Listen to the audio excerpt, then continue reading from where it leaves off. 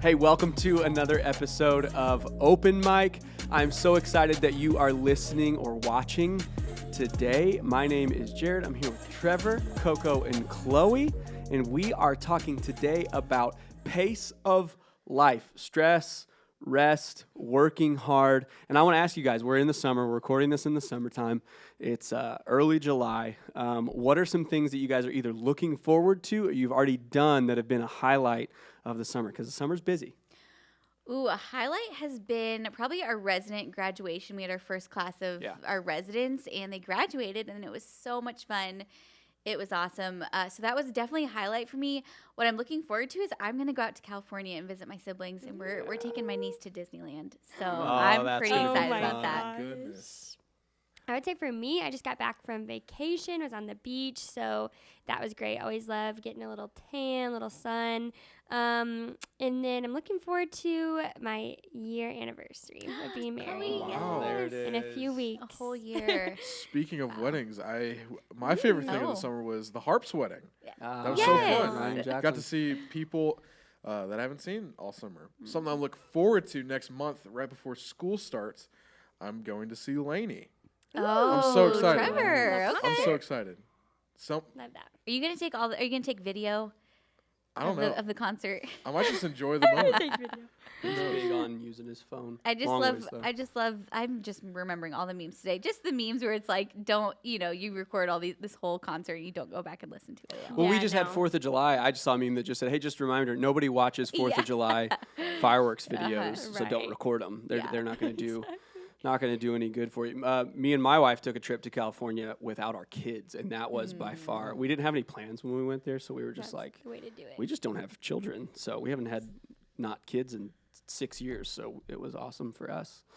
But today's topic is like, how do you maintain a good quality, balanced pace of life? Because I think that most people will probably tend on one side of the spectrum or the other. You get really busy and you get stressed, or you get really slow, and then one thing on your calendar is like, oh man, so busy. I got a test next week. I don't know what I'm going to do, and that one thing occupies everything, and it's like I can't imagine adding one more thing. How do you guys deal with like just the pace of life of like maybe you finish school? I mean, Trevor, you're still in college, so like you're living that life of like a part-time job. You're interning at church. You are involved in things at church. You have social life. Like, how do you guys start to balance those things initially when they start to get busy or they seem hectic to you? I think like one of the biggest things I learned, thank goodness we're going through the book of Proverbs, because I think the book of Proverbs has taught me this principle is how to order your values, which leads to wholeness, which leads to satisfaction. And I think whenever life gets busy, it's so important, so crucial to order your values, saying, I'm not going to give up my time spending in the morning or at night in the Word, praying and all that stuff. I'm not going to give up hanging out with certain friends. I think it's important to still have a social life, but I don't think your life needs to be 100% social, because there's still things that, even as believers, that we're called to do. We're called to be responsible and steward our time well. But I think it's important to know what you're going to value and where within the spectrum of your day, and maybe even your month and week, where you're going to place that priority. Man, Trevor, that's so good. I was listening to somebody, I think it was Ben Stewart, talked about how you have your title and then your time, like the things that are like, I'm a father, I am a pastor at our church, I'm a husband. And like when you have those titles, it means something. It has like, it has ramifications. So I need to order my values as far as like, I can't just be a pastor at our church and not do anything about it. It doesn't mean I'm just an employee here. It means I have certain responsibilities and authority. And same with being a husband and a father, where I can't just go, I have kids and they kind of operate out on their own. Like, I need to order my time based on my title, and that changes things. And when you think about it that way, you're like, oh, okay, I'm a son, I'm a brother, I'm a husband, I'm a friend, I'm a pastor. You start to like think about all the things that you are and go, oh, okay, if those are important to me, it'll trickle down into my time. But if it's not, it won't. What about you guys? you might have to help me out on this analogy, Coco, but I've done, when I was an intern, I did I was just thinking about that, Chloe. Yes. I did the analogy for one of my talks about, it's like you have a jar and then there's all these items that fit into yes, come on. that fit into Nobody the jar. help her. Make Chloe explain Oh it. no, I'm get probably gonna butcher it. So there's like all these items that fit into the jar. So you have like big items and you have small ones. So, you know, I use like a really big like foam brick from like our kids area, and then so that was like your time with God in the morning, and like you put that in first, and then there's another big thing, so maybe like school, your priority is like school as well. You're a student, you're enrolled, you need to like do your homework, stuff like that. But then you also had these like little things that went in, like hanging out with friends or doing different random things. But you finish it. Yeah, so it was like at first you put it in. This is going to come together, guys. I promise. You put it in randomly. You put it in randomly at first. So you're like, yeah, I'm going to do social media. I'm going to go hang out with friends. I'm going to do school. I'm going to do my internship. I'm going to come to young adults, all these different things. And you try to put it all in and stuff it all in, but it doesn't add up. So it's all overflowing. But then when you prioritize, so exactly what Trevor said, when you like prioritize your values, then it's like, okay, I'm for sure spending time with God. That's going in first. Then I want to make sure that school right now in your season of life, that is a priority. Put that in. Your internship, going to hang out with friends, all these different things. And we can still have time for what we make time for, but we just have to prioritize it and put it in order. But when we do it randomly and we just let whatever happens happen, then that's where we get into trouble. But I think that's so true. Like if we just let our schedules dictate our lives and we don't dictate our schedules, then we're in a world of like busyness and hurry. Urgency. Yeah, it's like, I got to do this, I got to go. And it just really, I think it can take over us, and it can be very, very stressful, especially if you're in college. I mean, you know, we deal with interns. And so a lot of times I would be talking to someone and they're just like in tears because they're like, I'm so overwhelmed. And I think that that can like take over us. And then we're like, what do we do? Like, I don't have time to do what God wants me to do because I'm overwhelmed.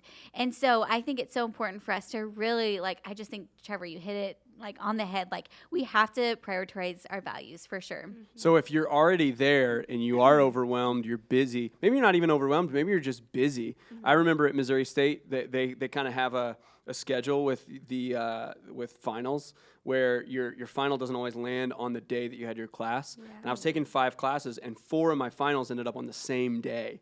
And I remember looking at my schedule being like, this is going to be some master planning. It was like, it equaled stress because it was just 4 finals on one day. So maybe you're in a situation like that, or maybe you're just overwhelmed at whatever it is that's on your plate. How do you get around that? How do you start to maybe take a step back and realize, what do I have on my plate? How can I start to tackle it? How do you start to see it logically without all the emotions kind of blinding everything and creating some tunnel vision? What do you do if you're in the middle of that? I'll just say, first of all, breathe. I feel like just breathe. Are you telling me I had a lot of... Oh, no. Just take like a big breath whenever you get in that stressful situation. But next, I'd really just like urge people, like, don't worry about tomorrow. There's a verse in Matthew 6 that says, like, tomorrow has its own problems. I'm just going to worry on today. I think if you focus on one thing at a time, some people are big-brained people, or some people are like one thing at a time. But I think if you look like in the big picture of things and you just focus on one thing at a time, I think that helps so much, just like minimalizing everything. Like, obviously, everyone's busy. Everyone has a bunch of things going on in their day. And I think if you take one thing at a time and being intent with what you're at that certain time, I think your stress level will go so down in situations. Like, you're not going to worry about the next thing because you're being really intentional in the thing that you're in at the moment. Yeah. That's just what I think the biggest thing for me is to just be like, kind of like going with what you were saying, Trevor, is just to be praying over your schedule. Like that is the biggest thing that I have learned since being in college and a young adult. JC, who's been on here a few times, told me this a long time ago, and I've never forgot it. And I honestly, it's a part of my every like morning routine is I will pray over my schedule. You know, some days it's specific, like, God, I have this today and this today, or some days it's just a general, like, God, just help me today with my schedule and all the things I have going on. But there's so many times where I'm so overwhelmed, like that finals day that you were saying, Jared. Like, you know, there's so many times I'll come to God and be like, God, this is my schedule and it's really overwhelming me today. Can you take something in, or like bring something in or take something out of my schedule? And I have just seen God works so big just in praying for that, because I think that like he delights in just bringing something like our schedule to him every single day. And I mean, I've had times where I've prayed that prayer and have been so overwhelmed and stressed, and 2 girls say that I was going to hang out with, or a class that I had, like the girls canceled on me or the class got canceled. And it's just like God knew what I needed. Or some days that doesn't happen, but he knew that I could handle it and gave me the strength for that. And so I think that's just the biggest thing. And I've learned so much about God through that prayer, and it's been so cool. I think that's so good. And I think about like the reality of life is like we are going to have seasons where we're like legit busy. Like Jared, I think of you. You're a dad.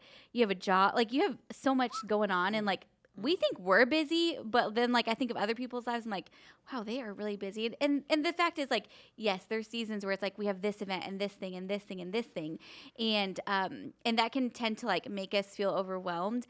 And I was talking to someone last week, and we were just talking about like our plate of what we have going on and like what God has put in our lives. And she was like, man, I just want to say yes to everything.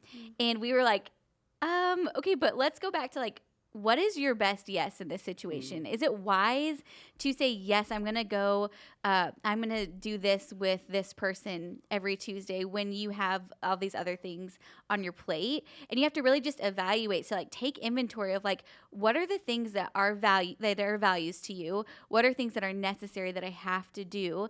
And then really just like write out a schedule, or like, even if you if you don't want to do that, like just think about it and be like, okay, I'm not going to be able to say yes to this, or I really need to bring this to God and make sure that this is what he wants me to do before I say yes to it. And I think taking that inventory can help us to step back and really be like, okay, God, I actually want you to guide my life. I think of Proverbs 3, 5, and 6, trust in the Lord with all your heart and lean not on your own understanding, but in all your ways acknowledge him and he will direct your paths. And so I'm like, I definitely want God to direct my paths, but I have to like trust him with all my heart. That means I have to trust him with my schedule, with the responsibility I have, with the hopes and dreams and all the things that like we want to do. And like, if we can like give that to God, surrender that to God, trust him with it, then he is going to direct our path. And I think our path that he wants is not like this crazy, busy, stressed way. It's like, no, it's a way that's just in this like trust zone with God of like, okay, like this is what God has put in my path, and I'm going to do this, trusting that he has a plan for it. So I remember when I had all those 4 finals on one day, and like at the beginning of the semester, seeing the final schedule and being like, you know, whatever day it was like, you know, November 28th or something. And I was like, that's going to be the worst day of my year. And then as it got closer, it just kind of like loomed in dark. It was like there was this fog. And I remember like just every situation I was in, I was just like bringing this like tension-filled fog to everything that I did. And finally somebody was like, hey, you don't seem okay. What's up? And I was just like, you don't even understand. Like I was just like getting ready to lose it. And they were like, what's your plan? And I was like, to be upset. And they were just like, well, like, aren't you going to like divide and conquer and like study for the first one, then study for the second one, like figure out a plan, walk through it. But it was like until I brought somebody in, it was just so foggy, and it was like you opened a window and let the fog out, let the smoke out, and it was like, oh, now I can see that it is doable. I have time between now and then to do it. And sometimes you just need to let somebody else in to go, okay, what are you stressed about, Trevor? Like, what are we working with to go, okay, I see that. Hey, I've been there before. Can I help you know what I did? And letting somebody else in takes the fog out of the room, helps you see the situation without the emotion in it, because Trevor doesn't care what my finals look like. He just wants to help me. You know, he doesn't have to go to the tests. I do, but he can help me prepare for it. So I think that's one of the most helpful things. And you guys talked a little bit about like having some type of rest. And I think we have to look at like, what's the best way for us to rest? What would you guys say is like the biblical, or like, well, how did Jesus rest in a way that we can follow that? Because I think right now we live in an era that's like, listen, it's all about the hustle. You got, if you are just working a job and you don't have a side hustle, what are you doing? And if you're not going, you know, you're up and you're working, if you're not doing everything you can, but like, that's not necessarily how Jesus lived his life. That's not how God created us. Like, can you guys speak into that of what does rest for you look like, and how has that changed for you over time maybe? I think rest for me simply just looks like not being in charge of something. So I feel like I'm very leader oriented, and I want to be in control in a right and reverent way. But something that I find super restful is doing something or being with people where I am not in charge. I think you're going to find so much rest in that situation, because I feel like as leaders, and all of us can probably attest to it, that we want to be in control of everything, and that causes like a different kind of busyness in our mind. We're always thinking about it. We're always trying to work towards it, and even just trying to like host people, I think, is the biggest thing. Like sometimes it feels good to be hosted. And so that's one of the biggest things. And I think all over Scripture, we see people went to other people's houses for fellowship where they weren't in charge. Jesus went to Martha's house, and he wasn't in charge. He just got to show up and fellowship with people. And I think that's so important, because I think it takes like, not only are we physically resting, like not doing anything, but I think the mental aspect of our minds, we're not thinking about something. We're not thinking about, what I got to do after this. So I think resting and not being in charge is something that could help you in those situations. Yeah. I love, we have so many examples of when Jesus rested. And, in Genesis, the very first chapter, God created everything and then he rested. And so it's right there in the very beginning of the Bible, we are shown, he shows us is a perfect example of rest. And I think because he did that, it's we have to model after that, and he knows that that's what we need. And so he shows us so many times in Scripture why rest is important. I think that's so good. I think about how when we say, okay, God, I'm going to not work for a certain amount of time. And, I think that rest is a biblical principle that we need to listen up to and really try to implement in our lives, because we can go through seasons where we just straight up don't have rest. And then we're oh my gosh, I'm exhausted and I'm burnt out. And that's not honoring to God. And so I think definitely saying, okay, God, I'm going to trust that you can do more with my 6 days of the week than my 7th day of me working, right? So I'm going to trust that I'm not going to bring my computer home to work or to my house over the weekend, so I can rest and use that time to really just, I feel recharge and just listen to what God has for me. And I think for me, Fridays and Saturdays are my day off. And I love to do things hang out with my little brother James. We love to go to Chick-fil-A on Fridays. And you know what? It's usually about 2:00. I'm I like to just chill, do my thing, spend extra time reading, just not feeling I have to do something.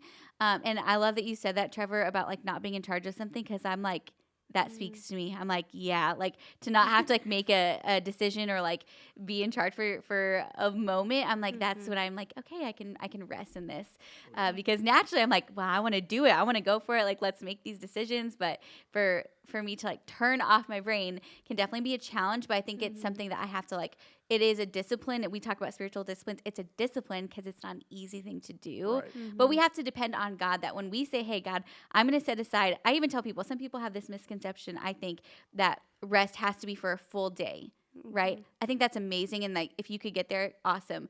But it's not the reality sometimes. But if you can find a moment of rest, maybe that's 1 hour that you're hey, for 1 hour, I'm going to rest. I'm going to spend time with God. I'm going to pray. When Jesus went away, he prayed. He recharged by talking to the Father. So if we can find moments of rest and really not allow our busyness to take a hold of us, then I think that's a win too. So even if you're hey, I have to work on Saturdays, I can't take a full day, wake up an hour early, or, whatever it looks like, find that hour in the day that you could say, okay, I'm going to take this time to rest. Yeah, I think, I was trying to find the verse, but I think there's a piece of it that's a principle that we have to understand, that I think we live in a culture that says so much depends on you. My work, my productivity, my relationships, my finances, my emotion, everything depends on me. And what we're doing in rest is there is a practical piece of recharging your body, recharging your mind, but there's also a spiritual aspect where you are, and this happens every night. When you go to bed, you are trusting that God will keep your lungs pumping with air. He is going to keep your brain doing what it should so that you can wake up in the morning. And there's an attitude of humility of God, I can't keep my lungs moving air while I'm sleeping. You might be thinking about breathing in and breathing out and what that looks like and feels like and cognitively doing that. But God gave us things that we are involuntary of, because he's holding us up when we are sleeping at night.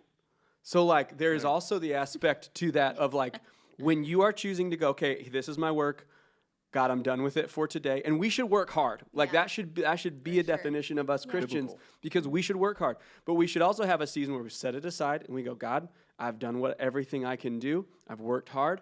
Now I'm going to set that down and know that God can do more with it in the 30 minutes I'm setting it aside than I could in the 8 hours that I've worked on it today. But in all of that is a humility. And I think it's both in prayer and in attitude to say, God, you can do more with it right now. When I go to sleep, you can recharge. I've been in situations where I'm like, I've been working on a message on a Saturday night before I preach on Sunday, and I'm like, I got to retool it, and it's midnight. What in the world is going to happen? And I lay my head down at 4 a.m. because I'm going to wake up at 7, and I'm going, God, you got to recharge my batteries in a way I don't know how to do it. And He does more in those hours than He could have another time. Now, is that a good standard? No, absolutely not.